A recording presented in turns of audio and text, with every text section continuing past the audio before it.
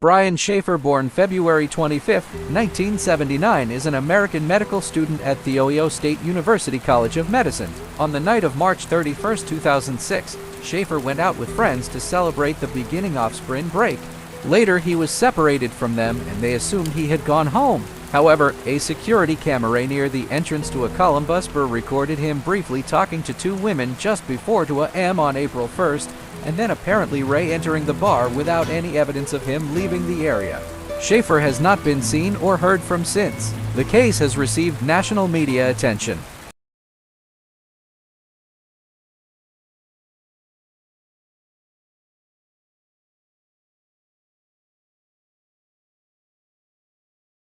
Shaffer's disappearance has been especially puzzling to investigators since there was no other publicly accessible entrance or exit to the bar at that time. Columbus police have several theories about what happened.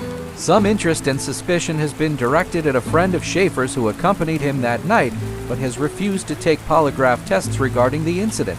While foul play has been suspected, including the possible involvement of the purported smiley-face serial killer, it has also been speculated that he might be alive and living somewhere else under a new identity.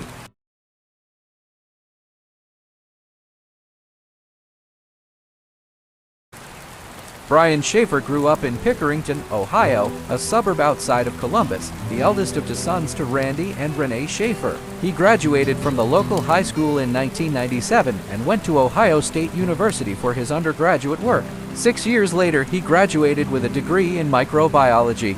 After that, Shaffer began studies at the OSU College of Medicine in 2004. During his second year there, in March 2006, his mother died of myelodysplasia. Shaffer's friends say that although he appeared to be handling it well, her death was hard for him. During his time at medical school, Shaffer had become romantically involved with another medical student, Alexis Wagner. She, along with their families and friends, believed that Brian would probably be proposing marriage to her later in 2006, most likely on a trip Miami the couple had planned. Tropical locations such as Miami were attractive to Shaffer. He liked the relaxed lifestyles. He told his friends that despite his decision to pursue a medical career, his real ambition was to start a band playing music in the vein of Jimmy Buffett. On March 31st, a Friday, classes at OSU ended for spring break the next week. Shaffer and his father Randy celebrated the occasion by going out for a steak dinner together earlier that evening. Shaffer's father noted that he seemed exhausted from having pulled all-nighters earlier in the week cramming for important upcoming exams. He did not think Shaffer should go out with a friend, William Clint Florence, later that night as he planned to do, but did not express his reservations to his son. At 9 p.m., Shaffer met Florence at the Ugly Tuna Saloon, a bar in the South Campus Gateway complex on High Street in Columbus. An hour later, Shaffer called Wagner, who had returned to her home in Toledo to visit with her family before she and Shaffer were due to depart for Miami. Shaffer and Florence went bar hopping, visiting several other drinking establishments and working their way down to the Arena District. At each stop, the two had one shot each of hard liquor, according to Florence. After midnight, Shaffer and Florence met Meredith Reed, a friend of Florence, in the Short North. Reed gave them a ride back to the Ugly Tuna Saloon, where they had started the night, and joined them there for a last round. While the three were there, Shaffer separated from his companions. Florence and Reed attempted to find Shaffer, repeatedly calling him. They left with other patrons when the bar closed at M, waiting outside for Shaffer. When he was not among the departing crowd, they assumed he had gone back to his apartment without letting them know. Wagner and Shaffer's father both tried to call him later that weekend, but he did not answer. On Monday morning, he missed the flight to Miami he and Wagner had scheduled long before. He was then reported missing to the Columbus police. Police began their search for Shaffer at the Ugly Tuna Saloon, the bar where he had last been seen. Since the area around South Campus Gateway was somewhat blighted with a high crime rate, the bar had installed security cameras. They reviewed the footage, which showed Shaffer, Florence, and Reed going up an escalator to the bar's main entrance at 1:15 a.m. Shaffer was seen outside of the bar around 1:55 a.m., talking briefly with two young women and saying goodbye, then moving off camera in the direction of the bar, apparently to re-enter. The camera did not record him leaving shortly afterwards when the Ugly Tuna Saloon closed. This was the last known time that Shaffer was seen.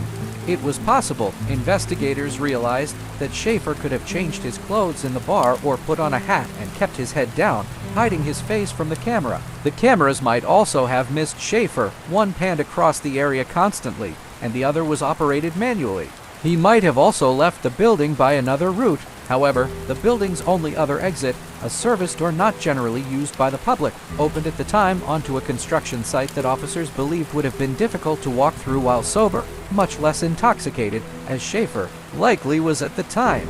Since Columbus has the most security cameras of any city in Ohio, more than Cleveland, Cincinnati, and Toledo combined, officers next looked to the footage from other bars to see if cameras there could explain how Shaffer had left the Ugly Tuna Saloon. However, footage from cameras at 3 other nearby bars showed no trace of him. The search began to fan out from the Ugly Tuna Saloon, with officers, sometimes accompanied by police dogs, looking closely in the street, inspecting dumpsters and other waste containers, and asking residents if they had seen Shaffer. Flyers bearing his picture, showing a tattoo on his upper right arm of a stick figure logo from the cover artwork for the single of Alive by Pearl Jam, one of his favorite bands, and noting a distinctive fleck in one of his irises, were posted widely.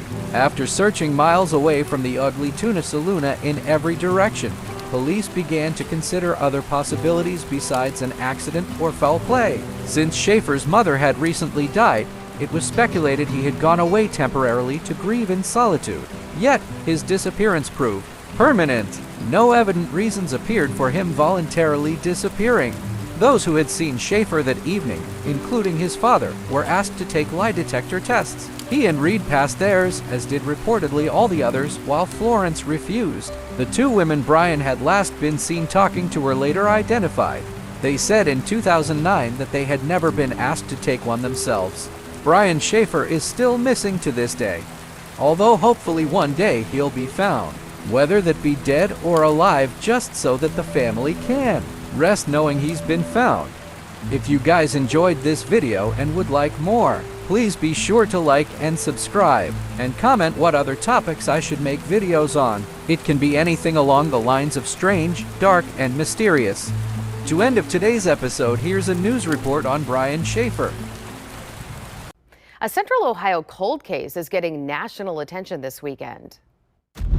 This is truly one of the biggest mysteries of Central Ohio. 27-year-old has his life in front of him, might be getting married, going to be a doctor, and he disappears without a trace. Well, you just saw a sneak peek of the newest episode of Real Life Nightmare. It's an original series airing tonight on Headline News Channel. It features the mystery behind Brian Shaffer, an OSU medical student who disappeared back in 2006. CNN interviewed our Crime Tracker 10's Angela Ann, who spent the past 15 years covering this story. Investigators looked at tips from across the country and the world. They even brought in the FBI to analyze photos people believed were of Brian Shaffer. Well, earlier this year, the Attorney General released an age progression photo of what he might look like today, but no one can explain why the then 27-year-old was seen going in but never walking out of the bar. You can watch that CNN show tonight at 9 on HLN.